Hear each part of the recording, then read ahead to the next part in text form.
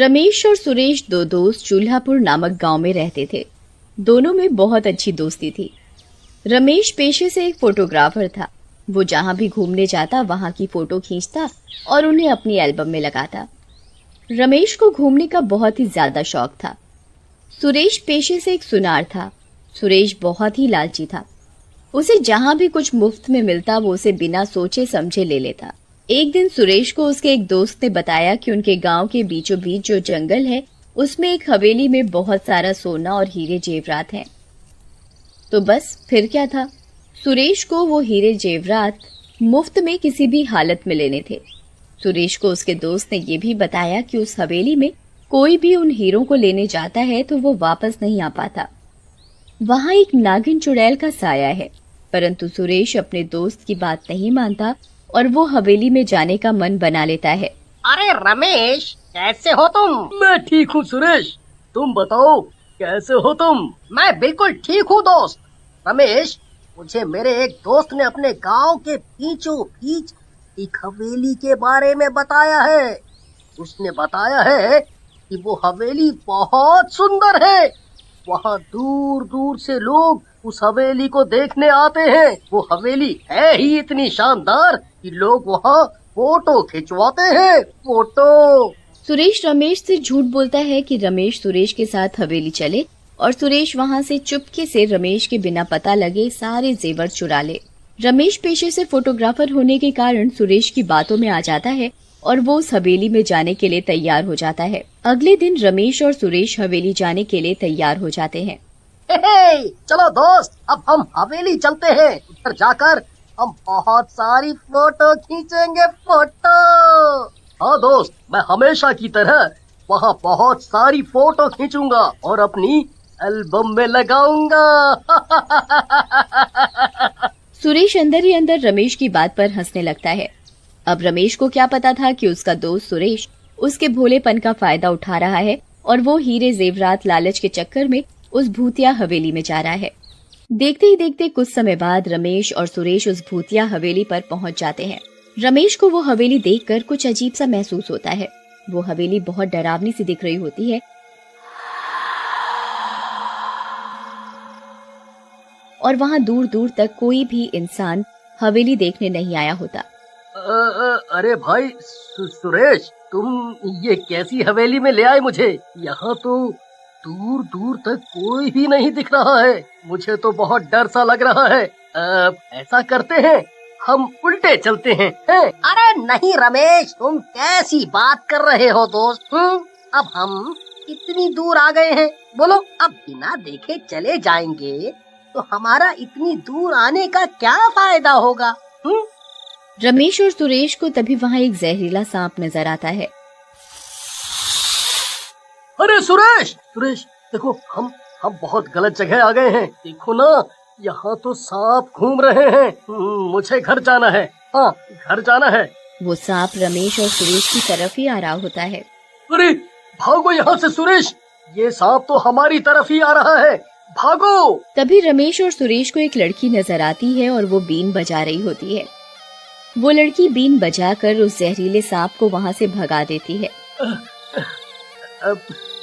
अरे धन्यवाद बहन जी, आज तो आपने हमें बचा लिया, नहीं तो पता नहीं हमारा क्या हाल होता। हम तो सांप देखकर डर ही गए थे। अरे डरो मत आप दोनों, मैं तो यहाँ सपेरन हूँ। यहाँ इस हवेली में बहुत से सांप हैं और यहाँ बहुत से लोग आते हैं इस हवेली को देखने, तो मैं उन लोगों को सांपों से बचाती हूँ। उस लड़की की बात सुनकर रमेश को थोड़ा चैन आया। अरे यहाँ तो बहुत से लोग आते हैं, पर आज इधर कोई दिखाई क्यों नहीं दे रहा है? अरे बस समय समय की बात है, कभी यहाँ इतने लोग होते हैं, कभी कोई नहीं। आज वैसे भी अमावस्या की रात है, इसलिए कोई नहीं आया। अमावस्या की रात? इससे हवेली देखने का क्या मतलब? अरे कुछ नहीं, तुम्हें समझ नहीं आएगी ये कहानी। अरे रमेश, तुम यहाँ ही रुको, मैं अभी आया। अभी 1 मिनट हवेली के अंदर से। इतने में तुम बाहर से हवेली की फोटो खींचो। ठीक है। सुरेश की बताई गई बात अनुसार रमेश हवेली के बाहर से फोटो खींचने लग जाता है।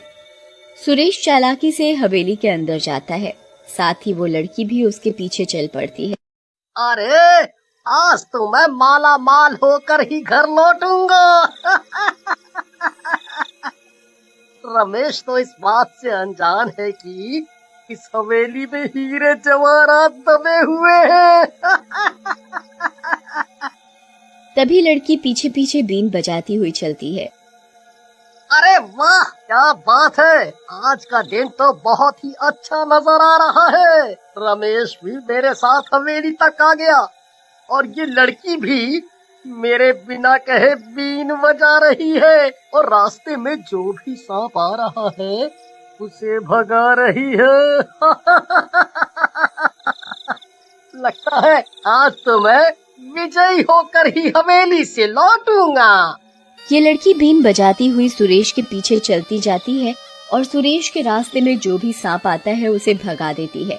कुछ ही दूर चलते चलते सुरेश को हवेली में एक बहुत बड़ा सा दरवाजा नजर आता है।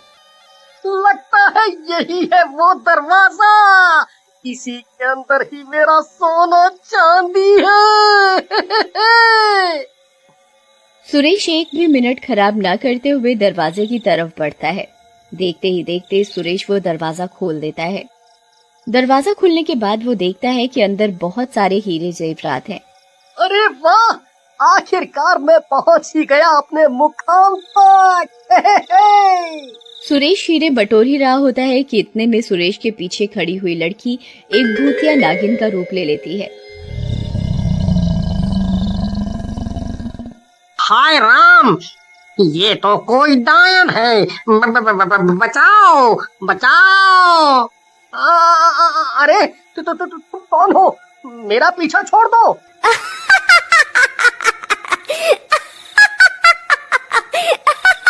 बेवकूफ लालची आदमी, तुझे क्या लगा मैं यहाँ क्या कर रही हूँ? तू ही एक यहाँ समझदार है क्या? तेरे जैसे कितने लालची आए इधर मेरी हवेली में और मैंने सबको मार डाला। ये जो सांप घूम रहे हैं ना हवेली में, ये सारे मेरे हाथों मरे हुए लोग ही हैं जो यहाँ तेरी तरह लालच में हीरे लेने आए थे। देखा मैंने उनका क्या हर्ष किया है। अब देख तेरा भी यही हाल होगा।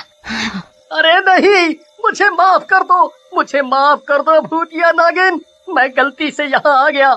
मुझे कोई सोना चांदी नहीं चाहिए, मैं खुद एक सुनार हूँ, मेरे पास भरपूर मात्रा में सोना चांदी है। मुझे कुछ नहीं चाहिए, मुझे बस यहाँ से जाने दो मुझे।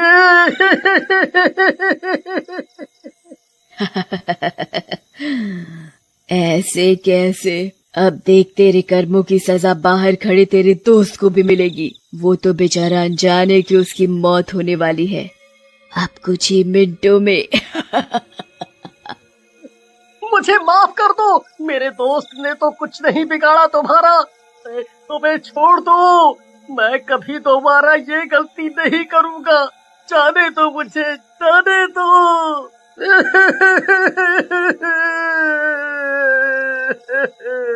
सुरेश उस भूतिया नागिन के आगे हाथ पैर जोड़कर गिड़गिड़ा ही रहा होता है कि तभी वो भूतिया नागिन उसे डस लेती है और उसके डसते ही सुरेश एक सांप में तब्दील हो जाता है। देखते ही देखते वो भूतिया नागिन हवेली के बाहर जाती है। इस लालची आदमी का तो अब खात्मा हो गया। अब बाहर जाकर इसके दोस्त को भी सांप में तब्दील करूंगी। आखिरकार इन्हीं सांपों से तो मेरी ताकत बढ़ती है।